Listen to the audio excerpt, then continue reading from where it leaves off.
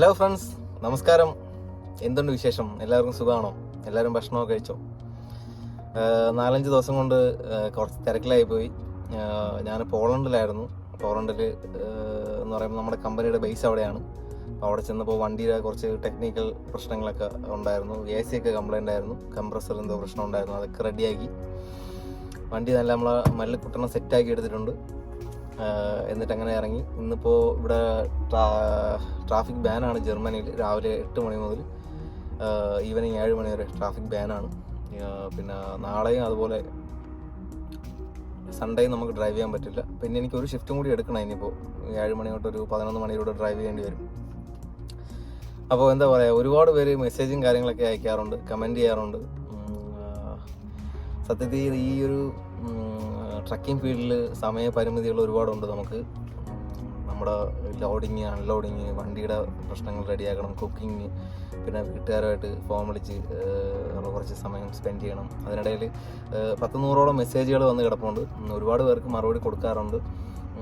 പിന്നെ പരമാവധി ഒരു അപേക്ഷയാണ്, നിങ്ങൾ കമൻറ്റ് രൂപത്തിൽ ചെയ്തു കഴിഞ്ഞാൽ മറുപടി വീഡിയോ ആയിട്ടോ അല്ലെങ്കിൽ കമൻറ്റിലൂടെ തന്നെ തരുമ്പോൾ ബാക്കിയുള്ളവർക്കും കാണാനായിട്ട് പറ്റും. മറ്റേത് നമ്മൾ ഈ കാര്യങ്ങളൊക്കെ എനിക്ക് അറിയാവുന്ന കാര്യങ്ങൾ, എൻ്റെ എക്സ്പീരിയൻസിലുള്ള കാര്യങ്ങളാണ് ഞാൻ ഈ വീഡിയോ കൂടെ പറയുന്നത്. പിന്നെ അപ്പോൾ വീഡിയോയിൽ കൂടെ പറഞ്ഞ കാര്യങ്ങൾ തന്നെ വീണ്ടും റിപ്പീറ്റ് ചെയ്ത് ചോദിക്കുന്ന കുറച്ച് സുഹൃത്തുക്കളൊക്കെ ഉണ്ട്. അതൊക്കെ ദയവ് ചെയ്ത് ഒഴിവാക്കുക. പിന്നെ എന്താ പറയുക, പരമാവധി നമുക്ക് അറിയാവുന്ന ഹെൽപ്പുകൾ ഒക്കെ മെസ്സേജ് വഴിയും വീഡിയോ വഴിയും കമൻറ്റ് വഴിയൊക്കെ നമ്മൾ കൊടുക്കാറുണ്ട്, ഞാൻ പറയാറുണ്ട്. അപ്പോൾ ഇന്നിപ്പോൾ ഞാനൊരു എന്താ പറയുക, എൻ്റെ ഒരു എക്സ്പീരിയൻസ് ഷെയർ ചെയ്യുകയാണ്. അതായത് ഇപ്പം റീസെൻ്റ്ലി യൂറോപ്പിൽ, പോളണ്ടിൽ എത്തിപ്പെട്ടിട്ടുള്ള നമ്മുടെ സുഹൃത്തുക്കൾക്ക് വേണ്ടിയിട്ടും ഇനി വരാൻ വേണ്ടി നിൽക്കുന്ന നമ്മുടെ സുഹൃത്തുക്കൾക്ക് വേണ്ടിയിട്ടും ഉള്ളൊരു വീഡിയോ ആണ്. നമ്മുടെ വീഡിയോ ഇഷ്ടപ്പെട്ട് കഴിഞ്ഞാൽ എന്താ പറയുക, എല്ലാവരും നമ്മുടെ ചാനൽ സബ്സ്ക്രൈബ് ചെയ്യുക, മറ്റ് സുഹൃത്തുക്കൾക്ക് വേണ്ടിയിട്ട് അവർക്ക് ഇൻട്രൊഡ്യൂസ് ചെയ്യുക, നമ്മുടെ FB അതുപോലെ ഇൻസ്റ്റയൊക്കെ ഫോളോ ചെയ്യുക. ഓക്കെ, അപ്പോൾ മാറ്റർ എന്തെന്ന് വെച്ച് കഴിഞ്ഞാൽ, യൂറോപ്പ് എന്ന് പറയുന്നത് മറ്റൊരു ഭൂഖണ്ഡത്തിലുള്ളതാണ്. നമ്മൾ ഏഷ്യ അല്ലെങ്കിൽ നമ്മൾ ഗൾഫിലോട്ടൊക്കെ പോകുമ്പോൾ നമ്മളൊരു പെട്ടി കെട്ടുന്ന സംഭവമാണെങ്കിൽ പോലും അവിടെ ഇങ്ങനെയൊക്കെയാണ്. എയർപോർട്ടിൽ നീ ഇന്ന കാര്യങ്ങൾ ചെയ്യണം, അവിടെ ചെന്നിറങ്ങിയാൽ ഇങ്ങനെയൊക്കെയാണ്. അതുപോലെ ഗൾഫിൽ നമുക്ക് കമ്മ്യൂണിക്കേറ്റ് ചെയ്യാൻ ലാംഗ്വേജിൻ്റെ ഒരു പ്രശ്നമൊന്നുമില്ല. ഈ അറബിക് കൺട്രി ആണെങ്കിൽ കൂടി നമുക്ക് എല്ലായിടത്തും മലയാളികളുണ്ട്. ഒരു സ്ഥലത്തും ഒരു മലയാളി ഉണ്ടാവും, അല്ലേ? മലയാളത്തിൽ സംസാരിക്കാം അല്ലെങ്കിൽ ഹിന്ദി സംസാരിക്കാം. മറ്റ് യൂറോപ്യൻ കൺട്രികളിലേക്ക് വരുമ്പോൾ നമുക്ക് കമ്മ്യൂണിക്കേഷൻ ഒരു പ്രശ്നമാണ്, അല്ലേ? നമുക്കിവിടെ പണ്ടത്തെ പോലെയല്ല. ഇപ്പം വീണ്ടും ഫോറിനേഴ്സ്, നമ്മുടെ ഇന്ത്യക്കാരൊക്കെ, മലയാളികളൊക്കെ ഒരുപാട് പേര് എത്തിപ്പെട്ടിട്ടുണ്ട്, ഇപ്പോൾ വരുന്നുണ്ട്. ഫ്യൂച്ചറിൽ ഗൾഫിലെ പോലെയൊക്കെ ഇവിടെ ആകുമെന്ന് പ്രതീക്ഷിക്കാം. അപ്പോൾ നമ്മൾ മെയിനായിട്ട് ഈ ഒരു ചോദ്യം ഒഴിവാക്കാം. എൻ്റെ ഈ വീഡിയോ കൂടെ ഞാൻ ഈ പറയുന്ന ഇവിടെ റീസെൻ്റ്ലി എത്തിപ്പെട്ടിട്ടുള്ള ആൾക്കാർ അല്ലെങ്കിൽ വരാൻ പോകുന്ന ആൾക്കാർക്ക് ഈ ഒരു ചോദ്യം ഒഴിവാക്കാം. ചേട്ടാ, അവിടെ എങ്ങനെയൊക്കെയാണ്, പിന്നെ എന്തൊക്കെയാണ് നമ്മൾ കൈ കരുതേണ്ടത്, എങ്ങനെയൊക്കെ നമ്മൾ പ്രിപ്പയർഡ് ആയിരിക്കണം എന്നൊക്കെ ഉള്ളൊരു ചോദ്യം. അപ്പോൾ ആദ്യം തന്നെ നമ്മൾ അവിടെ നിന്ന് പർച്ചേസ് ചെയ്യുമ്പോൾ, ഇതൊരു തണുപ്പ്, ഇപ്പം സമ്മറാണ് ഇവിടെ, പക്ഷേ വിൻ്റർ ടൈം, തണുപ്പ് കാലത്ത് -18 -20 വരെയൊക്കെ ഞാനുണ്ടായിരുന്ന ടൈമിൽ പോയിട്ടുണ്ട്. എന്ന് വെച്ചാൽ ഇത്രയും വലിയ തണുപ്പാണെന്ന് വെച്ചാൽ ആരും പേടിക്കേണ്ട കാര്യമൊന്നുമില്ല. അയ്യോ എന്താണ് ഏതാണ്. ഇപ്പം ഗൾഫിലെ സംബന്ധിച്ച് നമ്മൾ 55-50 ഡിഗ്രി ചൂട് സമയത്ത് ഒന്നീ റൂമിൽ AC ഉണ്ട്, അല്ലെങ്കിൽ വണ്ടിക്കുള്ളിൽ AC ഉണ്ട്. പുറത്തുനിന്ന് ചാടി ഓടി കയറുകയാണ് ചെയ്യുന്നത്. ഇവിടെ തിരിച്ച് ഓപ്പോസിറ്റാണ്. AC ഒക്കെ ഈ ഒരു സമ്മർ സമയത്തേ ഓണാവുള്ളൂ, അല്ലെങ്കിൽ AC ഒന്നും അല്ല. മെയിനായിട്ട് എല്ലാവരും ഹീറ്ററാണ് നോക്കുന്നത്, തിരിച്ച് ഓപ്പോസിറ്റ്. അപ്പോൾ അവിടെ നമ്മൾ ജോലി ചെയ്യുന്നില്ല. അതുപോലെ ഇവിടെയും ജോലി ചെയ്യാൻ പറ്റും. ഇവിടെ അതിനുള്ള എല്ലാ സംഭവങ്ങളും ഉണ്ട്. അപ്പോൾ അതിനായിട്ട് ആദ്യം നമ്മൾ അനാവശ്യമായിട്ട് പൈസ വേസ്റ്റായി കളയുന്നത്, പുതുതായിട്ട് വരുന്ന ആൾക്കാർക്ക് അറിഞ്ഞുകൂടാതെ പൈസ ചിലവാക്കി കളയുന്നത് ഈ ജാക്കറ്റ്, ഷൂസ്, പിന്നെ സോക്സ്, ക്യാപ്പ്, ഗ്ലൗസ് ഇതൊക്കെ വാങ്ങിയിട്ടാണ്. ആക്ച്വലി നിങ്ങൾക്ക് അത്യാവശ്യം ഒരു 1-2 ദിവസമൊക്കെ പിടിച്ച് നിൽക്കത്തക്ക രീതിയിലുള്ള ടൈപ്പ് ജാക്കറ്റോ അല്ലെങ്കിൽ സോക്സോ, തെർമൽ സോക്സോ, ഗ്ലൗവോ അല്ലെങ്കിൽ അങ്ങനെയുള്ള സാധനങ്ങൾ മാത്രം വാങ്ങിച്ചിട്ട് ഇങ്ങോട്ടേക്ക്, പോളണ്ടിലേക്ക്, യൂറോപ്പിലോട്ട് വരിക. കാര്യം, ആ പൈസ എന്നിട്ട് കയ്യിൽ ഇവിടുത്തെ കറൻസി ആയിട്ട് മാറ്റി വയ്ക്കുക. കാര്യം എന്ന് വെച്ചാൽ ഇവിടെ നമുക്ക് ഗൾഫിൽ നിന്ന് മേടിക്കാനെക്കാട്ടിയും നാട്ടിൽ നിന്ന് മേടിക്കാനെക്കാട്ടിയും ലാഭത്തിന് എല്ലാം മേടിക്കാനായിട്ട് പറ്റും. അത് ഇപ്പം വിൻ്റർ ഷൂസ് ആണെന്നുണ്ടെങ്കിൽ നമുക്ക് നാട്ടിൽ ഒരു 2000 രൂപ കൊടുത്തു കഴിഞ്ഞാൽ ഡീകാത്തലിൻ എന്നൊക്കെ പറഞ്ഞിട്ട് ഷോപ്പുണ്ട്. ഡീകാത്തലിനെ എല്ലാവർക്കും അറിയാമല്ലോ. അവിടെ പോയിട്ട് നമുക്ക് മേടിക്കാം. പിന്നെ അതായത് അതുപോലെ പിന്നെ ജാക്കറ്റ് എന്നൊക്കെ പറയുമ്പോൾ ഏകദേശം -15 -20 വരെയൊക്കെ പിടിച്ച് നിൽക്കാൻ പറ്റിയ ഗ്ലൗ, ജാക്കറ്റ് കാര്യങ്ങളൊക്കെ നമ്മുടെ നാട്ടിൽ 1500-2000 രൂപയ്ക്കൊക്കെ ഇവിടെ നമുക്ക് മേടിക്കാനായിട്ട് പറ്റും. പിന്നെ തെർമൽ പാൻസ്, നമുക്ക് ഈ തെർമൽ പാൻസ്, പിന്നെ ബനിയന്, അതൊക്കെ നമുക്ക് അകത്തിട്ടതിന് ശേഷം മാത്രമേ നമുക്ക് ഈ തണുപ്പ് സമയത്ത് ഇവിടെ പുറത്ത് നോർമൽ ഡ്രസ്സും പിന്നെ അതിന് പുറത്ത് മുകളിലൂടെ കോട്ട് കാര്യങ്ങളൊക്കെ നമുക്ക് ഇടാനായിട്ട് പറ്റുള്ളൂ. അത്ര തണുപ്പായതുകൊണ്ട് ഇതൊക്കെ ഇട്ട് കഴിഞ്ഞാൽ നമുക്കൊരു പ്രശ്നമില്ല തണുപ്പ്. ഓക്കെ, അപ്പോൾ എന്താ പറയുക, അപ്പോൾ ഈ പറഞ്ഞ സാധനങ്ങളൊക്കെ നമുക്ക് ഇവിടെ നിന്ന് വളരെ വില കുറച്ച് മേടിക്കാം. ഈ പറഞ്ഞ ഡീക്കാത്തലിനോ കാരിഫോറോ അങ്ങനെയൊക്കെ ഉള്ള സ്ഥലങ്ങളിൽ പോയി നമുക്ക് മേടിക്കാം. അല്ലെന്നുണ്ടെങ്കിൽ എല്ലാ ഞായറാഴ്ചയും ഓപ്പൺ ആവുന്ന ഈ പോളണ്ടിലെ പോസ്റ്റാൻ എന്ന് പറഞ്ഞൊരു സിറ്റി ഉണ്ട്. അതുപോലെ എല്ലാ സിറ്റികളിലും ഇതുപോലെ സൺഡേ മാർക്കറ്റുകളുണ്ട്, ഞായറാഴ്ച മാത്രം ഓപ്പൺ ആവുന്ന. ആ മാർക്കറ്റുകളിൽ ആൾക്കാർ, ഇവിടെ ഉള്ള ജനങ്ങൾ യൂസ് ചെയ്ത സാധനങ്ങളും യൂസ് ചെയ്യാത്ത പുതിയ സാധനങ്ങളും ഒക്കെ ഉപ്പ് തൊട്ട് കർപ്പൂരം വരെയുള്ള എല്ലാ സാധനങ്ങളും അവരവിടെ കൊണ്ട് വിൽക്കും. നമുക്ക് ബാർഗെയിൻ ചെയ്ത് മേടിക്കാം എല്ലാ സാധനങ്ങളും. ഓക്കെ, പിന്നെ എന്ന് വെച്ച് കഴിഞ്ഞാൽ ഈ നമ്മൾ യൂറോപ്പിൽ വരുമ്പോൾ എല്ലാവരും ശ്രദ്ധിക്കാനുള്ള മറ്റൊരു കാര്യം, ഇവിടുത്തെ പ്ലഗ് പോയിന്റ് എന്ന് പറയുന്നത് പിന്നെ ഇതുപോലത്തെ ടൈപ്പ് പ്ലഗ് പോയിന്റ് ആണ്. കണ്ടോ, ഇതുപോലത്തെ ടൈപ്പ് പ്ലഗ് പോയിന്റ് ആണ്. അതായത് നമ്മൾ ഒരു സംഭവം പലർക്കും അറിഞ്ഞുകൂടാത്തൊരു സാധനമാണ് ഇവിടുത്തെ പ്ലഗ് പോയിന്റ് എന്ന് പറയുന്നത്. ഇതുപോലെ ആയിരിക്കുന്നത്. ഈ പ്ലഗ് പോയിന്റിനകത്ത് നമ്മുടെ നാട്ടിൽ നിന്ന് കൊണ്ടുവന്ന പ്ലഗുകൾ, അഡാപ്റ്ററുകളൊന്നും കയറാൻ ബുദ്ധിമുട്ടായിരിക്കും. അപ്പോൾ ഇതുപോലുള്ള ഒരു കണക്ടർ പിന്നെ നമ്മൾ മേടിക്കേണ്ടതായിട്ട് വരും. എന്നിട്ട് നമുക്ക് അതെല്ലാവരും ശ്രദ്ധിക്കുക. ചാർജറുകൾ കാര്യങ്ങളൊക്കെ ഉള്ളവർ അത് പ്രത്യേകം ശ്രദ്ധിക്കുക. നമുക്ക് 2-3 ദിവസം മൊബൈലൊക്കെ ചാർജ് ചെയ്യാതെ ആയിക്കഴിഞ്ഞാൽ നമ്മൾ പെട്ടുപോകും. അങ്ങനെയുള്ള കാര്യങ്ങൾ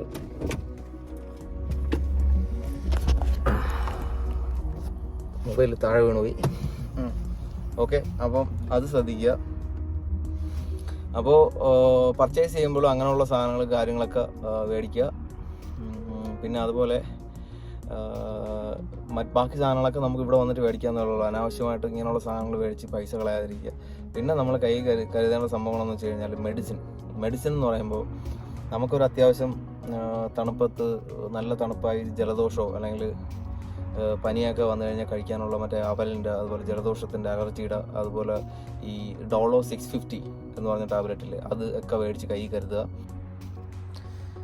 പിന്നെ ഈ ടാബ്ലറ്റ്സ് നമ്മൾ മേടിക്കുമ്പോൾ ഞാൻ ഈ പറഞ്ഞ ടാബ്ലറ്റ്സുകളുടെ കൂട്ടത്തിൽ ഈ ആൻറ്റിബയോട്ടിക് ടാബ്ലറ്റ്സ് ഇല്ലേ, അതായത് ആൻറ്റിബയോട്ടിക് എന്ന് പറയുന്ന ഒരു കോഴ്സാണ്.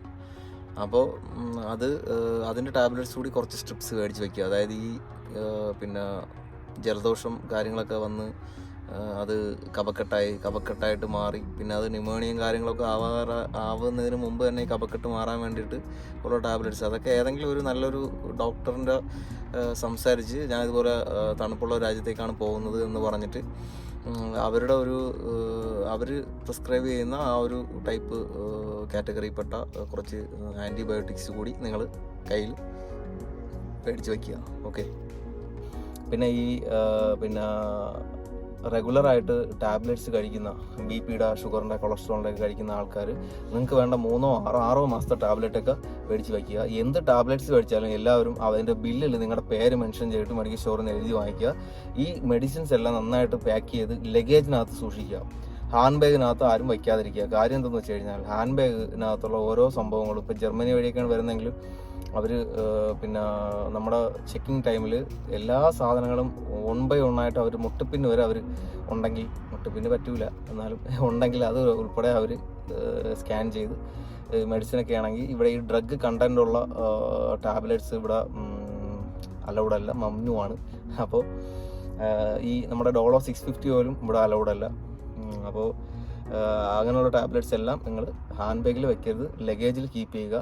അതുപോലെ ഈ ലഗേജിനകത്ത് പവർ ബാങ്ക് വയ്ക്കാതിരിക്കുക. ലഗേജിനകത്ത് പവർ ബാങ്ക് ഹാൻഡ് ബാഗിൽ വയ്ക്കുക. പവർ ബാങ്ക് ലഗേജിനകത്ത് ഇടുമ്പോൾ സ്കാൻ ചെയ്യുമ്പോൾ കണ്ടു കഴിഞ്ഞാൽ നമ്മുടെ ബാഗിനകത്തിരിക്കുന്ന ഈ ടാബ്ലറ്റ്സ് സംഭവങ്ങൾ കാര്യങ്ങളൊക്കെ അവരെടുക്കും, നോക്കും, പണിയാവും. അപ്പോൾ അങ്ങനെയുള്ള കാര്യങ്ങൾ എല്ലാവരും പ്രത്യേകം ശ്രദ്ധിക്കുക. പിന്നെ അങ്ങനെ പറയാൻ കാര്യം, ആക്ച്വലി ഇവിടെ നമുക്ക് ഈ കഞ്ചാവ്, ഈ മറ്റേ സിഗരറ്റും ഇതൊക്കെ നമുക്ക് ലീഗലാണ്, പൈസ കൊടുത്ത് മിഷനിൽ നിന്നൊക്കെ എടുത്ത് വലിക്കാനൊക്കെ പറ്റുന്ന സ്ഥലങ്ങളൊക്കെയാണ്. എന്നിരുന്നാൽ കൂടി ഇങ്ങനെയുള്ള ടാബ്ലറ്റ്സ് സംഭവങ്ങളൊക്കെ ഇഷ്യൂ ആണ്, ശ്രദ്ധിക്കുക. പിന്നെയെന്ന് വെച്ച് കഴിഞ്ഞാൽ പിന്നെ നമ്മൾ കൈ കരുതാനുള്ള സാധനങ്ങൾ ഇവിടെ നമുക്ക് ഇന്ത്യൻ മാർക്കറ്റുകളൊക്കെ ഉണ്ട്. ഡെസി ഇന്ത്യ, ലിറ്റിൽ ഇന്ത്യ എന്നൊക്കെ പറഞ്ഞ് സൂപ്പർ മാർക്കറ്റുകളൊക്കെ ഉണ്ട്. അവിടെ നിന്നൊക്കെ നമുക്ക് സാധനം ഓർഡർ ചെയ്ത് മേടിക്കാം. അത്യാവശ്യം വെജിറ്റബിൾസ് ഒക്കെ നമുക്ക് ചില സമയത്തൊക്കെ വരാറുണ്ട്. പച്ചമുളകും ഈ ടൈപ്പ് വെജിറ്റബിൾസ്, വെണ്ടയ്ക്ക, മുരിങ്ങയ്ക്കൊക്കെ വരാറുണ്ട് ഓൺലൈനിൽ മേടിക്കാം. അല്ലാതെ നോർമലായിട്ടുള്ള സൂപ്പർ മാർക്കറ്റുകളിൽ നിന്ന് ഇങ്ങനെയുള്ള ഈ മുരിങ്ങയ്ക്ക, വെണ്ടയ്ക്ക, അമരയ്ക്ക അങ്ങനെയുള്ള സാധനങ്ങളൊന്നും കിട്ടാറില്ല. ബുദ്ധിമുട്ടാണ് നാടൻ പച്ചമുളകൊക്കെ. അപ്പോൾ ഈ മസാല ഐറ്റംസ് നിങ്ങൾ മേടിക്കുക മെയിനായിട്ട്. അതായത് മഞ്ഞൾപ്പൊടി, മല്ലിപ്പൊടി, മുളക് പൊടി, ഗരം മസാല, പിന്നെ എന്താ കടുക്, ജീരകം, പെരുംജീരകം, ഉലുവ അങ്ങനെയുള്ള സാധനങ്ങളൊക്കെ നിങ്ങൾ, കായം, ഇതൊക്കെ നിങ്ങൾ മേടിച്ച് വയ്ക്കുക. പിന്നെ മുളക് പൊടിയും മഞ്ഞൾപ്പൊടിയും മല്ലിപ്പൊടിയൊക്കെ നമുക്കിവിടെ മേടിക്കാനായിട്ട് കിട്ടും, കുഴപ്പമില്ല. ഈ പറഞ്ഞ സൂപ്പർ മാർക്കറ്റുകളിലൊക്കെ നമുക്ക് കിട്ടും. പക്ഷേ ഈ പറഞ്ഞ ഗരം മസാല ഇങ്ങനെയൊക്കെയുള്ള സാധനങ്ങളൊക്കെ കയ്യിൽ കരുതുക. അതുപോലെ ഈ മസാല ഐറ്റംസിൻ്റെ കൂട്ടത്തിൽ കുടംപുളിയൊക്കെ യൂസ് ചെയ്യുന്ന ആൾക്കാരാണെങ്കിൽ, മീൻ കറിയൊക്കെ വയ്ക്കാൻ വേണ്ടിയിട്ടൊക്കെ കുടംപുളിയൊക്കെ യൂസ് ചെയ്യുന്ന ആൾക്കാരാണെങ്കിൽ കുടംപുളിയും കൂടി മേടിക്കുക. കാര്യം കുടംപുളിയൊക്കെ മേടിക്കാൻ ഇവിടെ വലിയ ബുദ്ധിമുട്ടാണ്. സാധാ പുളിയൊക്കെ നമുക്ക് വീണ്ടും ഇന്ത്യൻ മാർക്കറ്റിൽ നിന്നും ഒക്കെ നമുക്ക് മേടിക്കാനായിട്ട് പറ്റും. ഓക്കെ,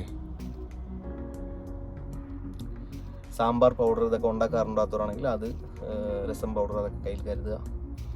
പിന്നെന്താ പറയുക, പിന്നെ ഞാനീ പറഞ്ഞ പോലെ റെഗുലറായിട്ട് ടാബ്ലറ്റ് കഴിക്കുന്നവർ നിങ്ങളുടെ ടാബ്ലറ്റ്സ് എല്ലാം കയ്യിൽ കരുതുക. കാര്യം ഇവിടെ നിങ്ങൾ ആ ഒരു ടാബ്ലറ്റ് കൊണ്ട് കാണിച്ച് വേണമെന്ന് പറഞ്ഞു കഴിഞ്ഞാൽ അവർ തരില്ല. ഒരു പക്ഷേ ഉണ്ടെങ്കിൽ കൂടി തരില്ല. കാര്യം ഡോക്ടറുടെ പ്രിസ്ക്രിപ്ഷൻ ഇല്ലാതെ തരില്ല എന്ന് പറയും, ഇവിടുത്തെ ഡോക്ടറുടെ. അപ്പോൾ അത് നമ്മൾ ശ്രദ്ധിക്കുക. ഇവിടെ ഡോക്ടറെ കാണണമെന്നുണ്ടെങ്കിൽ ഉള്ള പ്രശ്നങ്ങളും ബുദ്ധിമുട്ടുകളൊക്കെ ഞാൻ ഓൾറെഡി പറഞ്ഞു. അതായത് നമ്മൾ ഈ NFZ എന്ന് പറഞ്ഞുകൊണ്ട് ഇവിടുത്തെ ഈ ഓതറൈസ്ഡ്, നമ്മൾ ടാക്സ് അടച്ചാണ് ഇവിടെ നിൽക്കുന്നത്. അതുകൊണ്ട് നമുക്ക് ഫ്രീ ആയിട്ട് ട്രീറ്റ്മെൻറ്റ് സംഭവം തരുന്ന ഈ നമ്മളെ നാട്ടിലെ ഹെൽത്ത് സെൻ്ററുകൾ പോലുള്ള ഓരോ സംഭവങ്ങളാണ് എല്ലാ സ്ഥലത്തും ഉണ്ട്. അവിടെ നമ്മൾ ആദ്യമായിട്ടൊരു ഫാമിലി ഡോക്ടറെ അടുത്ത് അപ്പോയിൻമെൻ്റ് എടുത്ത് നമ്മൾ അവരുടെ പോയി കണ്ട് അവർ പിന്നെ ചെക്കപ്പിന് എഴുതരും, അല്ലെങ്കിൽ അടുത്ത ഡോക്ടർക്ക് ഹാൻഡ് ഓവർ ചെയ്തരും. അങ്ങനെയൊക്കെയാണ് ഇവിടുത്തെ കാര്യങ്ങൾ. അതുകൊണ്ട് തന്നെ ഈ തണുപ്പ് സമയത്തൊക്കെ ആകുമ്പോൾ ഈ വെതറിൻ്റെ ഇതൊക്കെ വെച്ചിട്ട് നമുക്ക് മിക്കവാറും ഒക്കെ നമ്മളിവിടെ വന്നു കഴിഞ്ഞാൽ ഈ ഒരു വെതറുമായിട്ട് നമ്മൾ പൊരുത്തപ്പെട്ട് വരാൻ ടൈം എടുക്കും. ഒരു 1-2 മാസത്തിനകത്ത് റെഡിയാവും. അപ്പോൾ ആ ടൈമുകളിൽ നമ്മൾ കറക്റ്റായിട്ട് തണുപ്പാണെങ്കിൽ നമ്മളെ ശരീരമൊക്കെ നന്നായിട്ട് കവർ ചെയ്ത് ഡ്രസ്സൊക്കെ ധരിച്ച് ഇങ്ങനെ പുറത്തൂടെ നടക്കുക. ഇവിടെ ഉള്ളവരോ അങ്ങനെയാണ് നടക്കുന്നത്. അപ്പോൾ അങ്ങനെ നമ്മൾ ഈ ഒരു കാലാവസ്ഥയായിട്ട് സെറ്റായി വരാൻ കുറച്ച് ടൈം എടുക്കും. അപ്പോൾ നമ്മൾ തന്നെ ചിലപ്പോൾ സ്വയം ഡോക്ടർ ആവേണ്ടി വരും. 1-2 ദിവസം 3 ദിവസമൊക്കെ നമുക്ക് തന്നെ സ്വന്തമായിട്ട് ചികിത്സിക്കാം. ഈ പറഞ്ഞ ടാബ്ലറ്റ്സ് ഒക്കെ നാട്ടിൽ നിന്ന് കൊണ്ടുവന്നിട്ട് കയ്യിൽ നിന്നില്ലെന്നുണ്ടെങ്കിൽ മാത്രം കോർഡിനേറ്റർമാരെയൊക്കെ അറിയിക്കുക, നമ്മുടെ കമ്പനിയെ അറിയിക്കുക, അപ്പോയിൻമെൻ്റ് ഒക്കെ എടുത്തിട്ട് ഹോസ്പിറ്റലിൽ പോകാനായിട്ടുള്ള കാര്യങ്ങൾ നോക്കുക. പിന്നെ അപ്പോൾ ഇങ്ങനെയുള്ള കാര്യങ്ങൾ മെയിനായിട്ട് വരുന്ന ആൾക്കാർ ശ്രദ്ധിക്കുക. പിന്നെന്ന് വെച്ച് കഴിഞ്ഞാൽ നമ്മൾ അവിടെ നിന്ന് വരുമ്പോൾ നമ്മുടെ പൈസ ഇങ്ങോട്ട് വരുമ്പോൾ എന്തായാലും ക്യാഷ് മാറി വയ്ക്കുമല്ലോ. അത് ഡോളറിൽ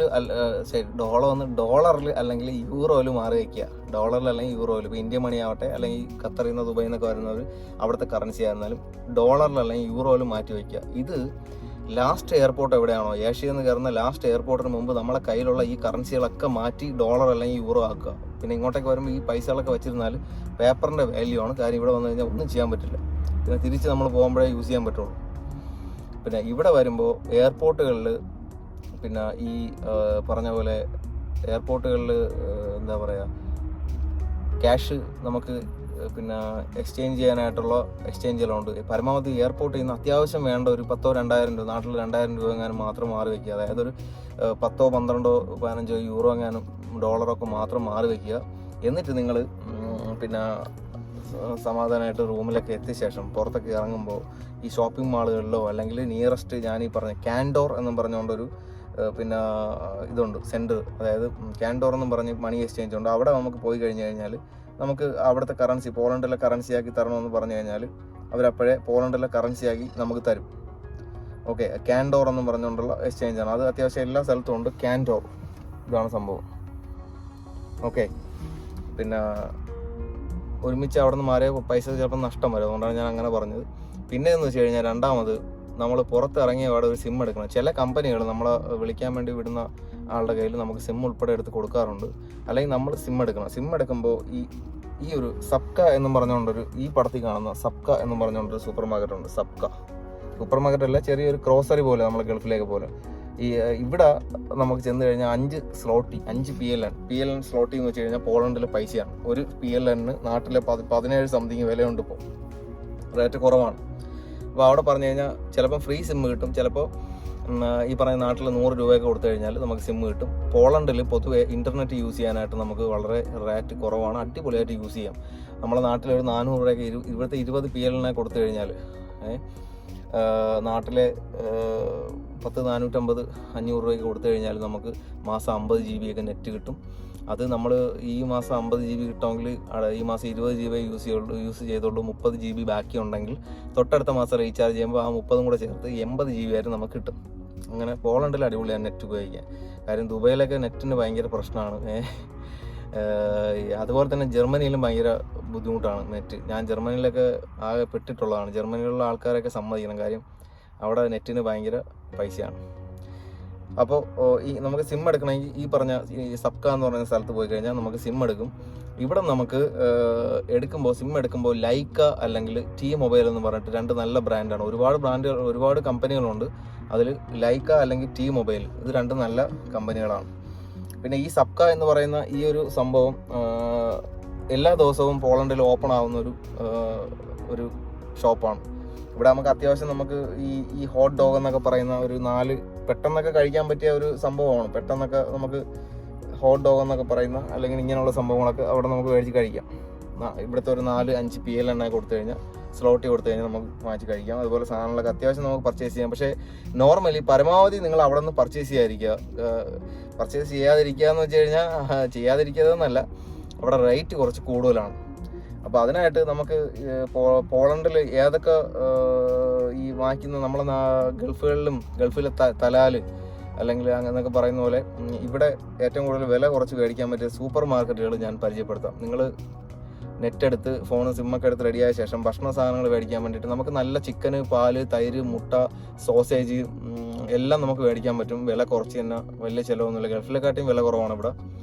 അപ്പോൾ ഈ പറഞ്ഞ സൂപ്പർ മാർക്കറ്റുകൾ നിയറസ്റ്റ് ആയിട്ടുള്ള എവിടെ ഉണ്ടെന്ന് ഗൂഗിളിൽ സെർച്ച് ചെയ്തിട്ട് നമുക്ക് പോയി അവിടെ നിന്ന് മേടിക്കാനായിട്ട് പറ്റും. ഓക്കെ, അപ്പോൾ മെയിനായിട്ട് നമ്മൾ നോക്കാനുള്ളതെന്ന് വെച്ച് കഴിഞ്ഞാൽ ഈ സൂപ്പർ മാർക്കറ്റ് ഉണ്ടോ എന്ന് നോക്കണം. ബിദ്രോങ്ക എന്ന് പറയും, നിയറസ്റ്റ് ബിദ്രോങ്ക എന്ന് അടിച്ചു കഴിഞ്ഞാൽ കിട്ടും. ഇവിടെ അത്യാവശ്യം വില കുറവാണ്. അതുപോലെ തന്നെ ലിഡിൽ സൂപ്പർ മാർക്കറ്റ്, ലിഡിൽ എന്ന് പറയും, ലിഡിൽ സൂപ്പർ മാർക്കറ്റ്, ഇത് 2 കോമൺ ആയിട്ട് അത്യാവശ്യം എല്ലായിടത്തും ഉള്ളതാണ്, വില കുറവാണ്. പിന്നെ അല്ലാതെ നമുക്ക് ഒരുപാട് സൂപ്പർ മാർക്കറ്റുകളുണ്ട്.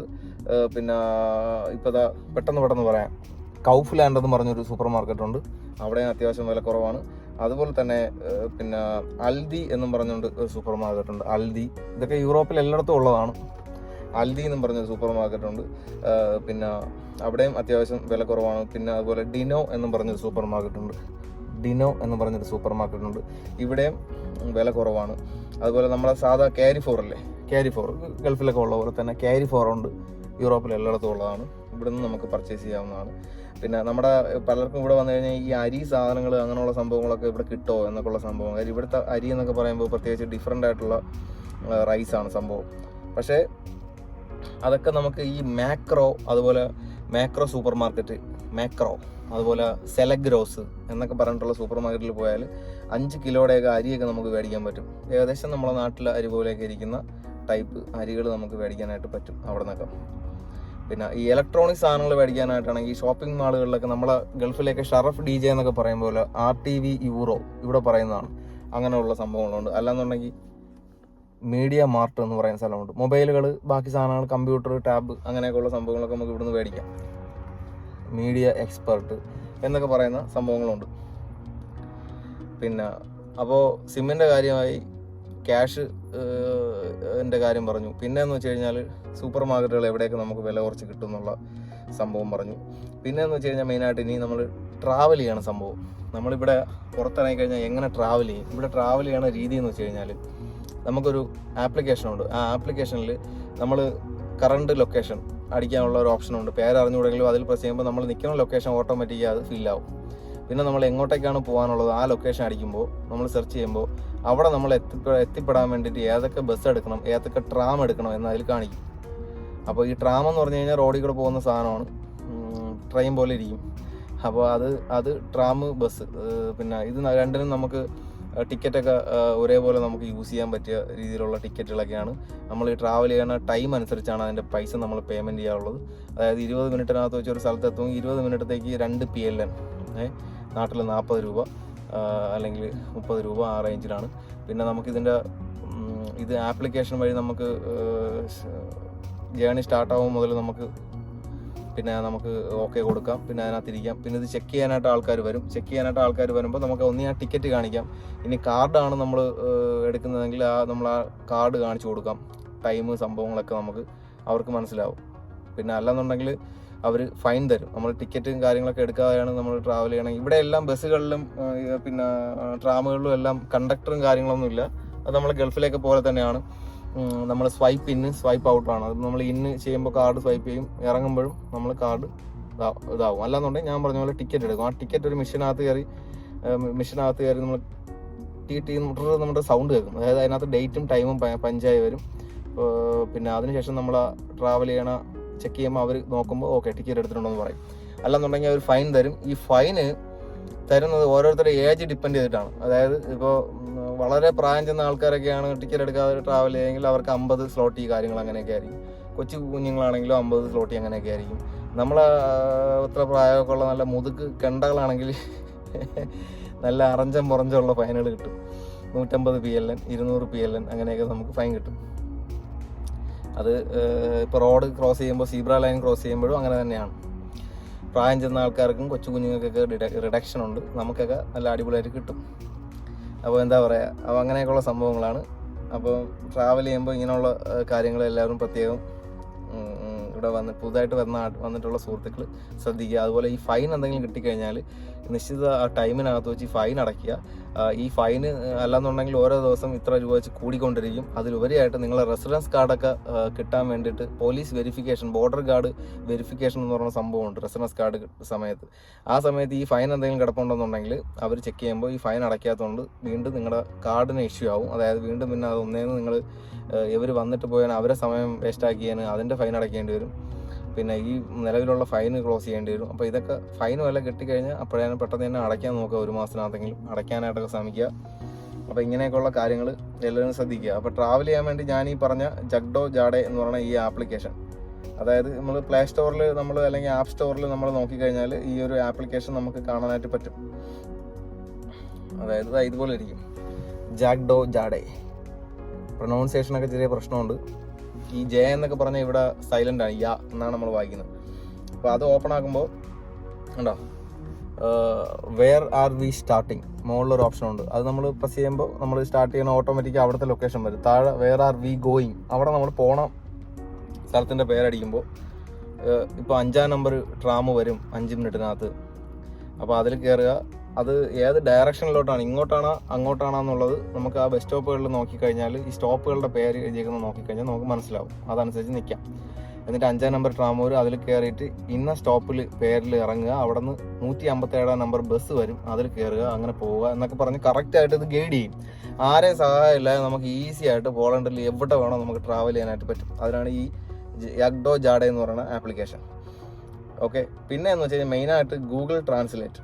ഇത് നമ്മൾ നാട്ടിൽ നിന്ന് കയറുമ്പോഴേ നമ്മൾ ഡൗൺലോഡ് ചെയ്തുകൊണ്ട് വരണം ഗൂഗിൾ ട്രാൻസ്ലേറ്റർ. ഓക്കെ, അപ്പോൾ അതിൻ്റെ പ്രത്യേകത എന്ന് വെച്ച് കഴിഞ്ഞാൽ 2 ലാംഗ്വേജ് ഉണ്ടാവും. ഒന്ന് നമ്മൾ സംസാരിക്കുന്ന ലാംഗ്വേജ്, ഒന്ന് നമ്മൾ ഏത് ലാംഗ്വേജിലാണോ നമ്മൾ ഇത് ട്രാൻസ്ലേറ്റ് ചെയ്ത് കാണിക്കാനുള്ളത് ആ ലാംഗ്വേജ്. അത് മലയാളത്തിൽ സംസാരിച്ചാൽ പോളണ്ടിൽ വേണമെങ്കിൽ പോളിഷിൽ സംസാരിക്കാം, ഫ്രഞ്ചിൽ സംസാരിക്കാം, ജർമ്മനിൽ സംസാരിക്കാം, ഇംഗ്ലീഷിൽ സംസാരിക്കാം, ഏത് ലാംഗ്വേജിലാണോ നമുക്ക് സംസാരിക്കാം. അപ്പോൾ അത് വളരെ ഇമ്പോർട്ടൻ്റ് ആയിട്ടുള്ള സംഭവമാണ്. കാര്യം നമ്മളൊരു ഷോപ്പിംഗ് മാളിൽ പോയാലും കടകളിൽ പോയാലും നമ്മളൊരാളുടെ ഒരു സംശയം ചോദിക്കണമെങ്കിലും ഒക്കെ ഇംഗ്ലീഷ് അറിയാമെന്നുള്ള ഒരു കുറവാണ്. യൂറോപ്പിൽ എല്ലായിടത്തും ഒരു 10ൽ 7 പേർക്കും ഇംഗ്ലീഷ് അറിയാത്ത ആൾക്കാരാണ്. അപ്പോൾ ഇങ്ങനെയുള്ള ഈ ഒരു സംഭവം മെയിനായിട്ട് നമ്മൾ ശ്രദ്ധിക്കുക. അപ്പോൾ നമുക്ക് വളരെ യൂസ് ആവും. ഓക്കെ, അതായത് ഗൂഗിൾ ട്രാൻസ്ലേറ്റർ എന്ന് പറഞ്ഞ സംഭവം നമുക്ക് പ്ലേ സ്റ്റോറിൽ നിന്ന് ഡൗൺലോഡ് ചെയ്യാൻ പറ്റുള്ളൂ, എല്ലാവർക്കും അറിയാം. എന്നിട്ട് നമുക്ക് അതിനകത്ത് ഇതാണ് സംഭവം, ഗൂഗിൾ ട്രാൻസ്ലേറ്റ്. ഇത് ഡൗൺലോഡ് ചെയ്യുക. ഇതിനകത്ത് നമുക്ക് ഫസ്റ്റ് ലാംഗ്വേജ് പറയുക, സെക്കൻഡ് ലാംഗ്വേജ് ഏതെന്ന് വെച്ചാൽ ഏത് ലാംഗ്വേജാണ്. ഇതിപ്പോൾ ഞാൻ മലയാളം അതുപോലെ പോളിഷ് 2 ലാംഗ്വേജാണ്. മലയാളത്തിൽ നമുക്കിപ്പോൾ ഈ മൈക്കിൻ്റെ പടമുണ്ട്. ഈ മൈക്കിൽ നമുക്ക് എന്താണ് കാര്യം എന്ന് വെച്ചാൽ പറഞ്ഞിട്ട് ട്രാൻസ്ലേറ്റ് ചെയ്ത് കൊടുത്താൽ പോളിഷുകാരനാണെങ്കിൽ പോളിഷിൽ കേട്ടിട്ട് അവനും തിരിച്ച് പറയും, നമുക്ക് ട്രാൻസ്ലേറ്റ് ചെയ്യാം. ഇങ്ങനെ നമുക്ക് ഈസി ആയിട്ട് കമ്മ്യൂണിക്കേറ്റ് ചെയ്യാം. ഇപ്പം ഫോർ എക്സാമ്പിൾ, സുഖമാണോ,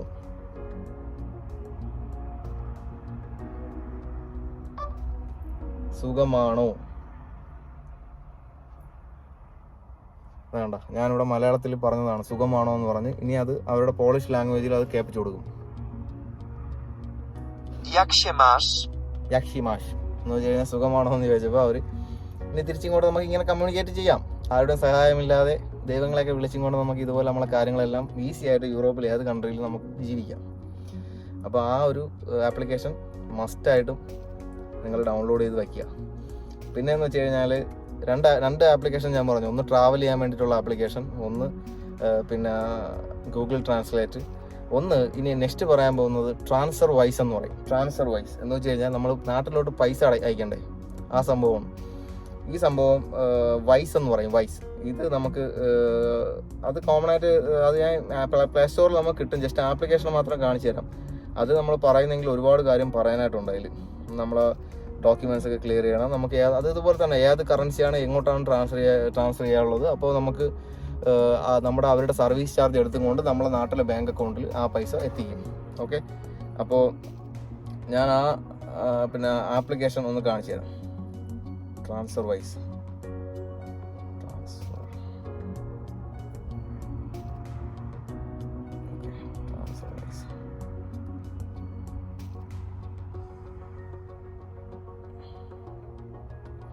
ഇതാണ് സംഭവം.